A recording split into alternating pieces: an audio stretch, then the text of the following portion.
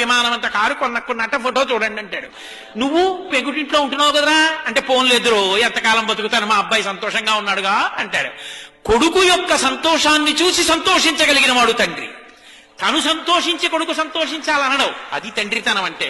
తండ్రి కష్టపడి పెంచి పెద్ద చేసినంత కాలం తండ్రి దగ్గర అనుభవించి ఆఖరణ తండ్రిని తీసుకెళ్లి వృద్ధాశ్రమంలో చేర్చి పెద్దవాడైపోయినటువంటి తండ్రి కొడుకు వచ్చి పక్కన కూర్చుంటే చాలు, కొడుకుతో కలిసి తిరుగుతున్న తండ్రిని చూసి నా మనవలు కూడా నాతో ఇలా ఆడుకుంటే బావుణ్ణు, నా కొడుకు కూడా ఇలా పడుకునే ముందు నా పక్క మీద కూర్చుంటే బావుణ్ణు, నన్ను చేయి పట్టుకుని దేవాలయానికి తీసుకెడితే బావుణ్ణు, సీతారామ కళ్యాణం అవుతుంటే నాన్నగారండి తీసుకెళ్లి కారులో దింపితే బావుండంటే ఖాళీ లేదని ఏడాదికోసారి జైల్లోంచి బెయిల్ మీద వచ్చిన వాళ్ళ ఎప్పుడో అమెరికా నుంచి సంవత్సరానికి ఓసారి 20 రోజులు వచ్చి వెళ్ళిపోయి పిల్లలకి ఇంగ్లీష్ అలవాటైపోతే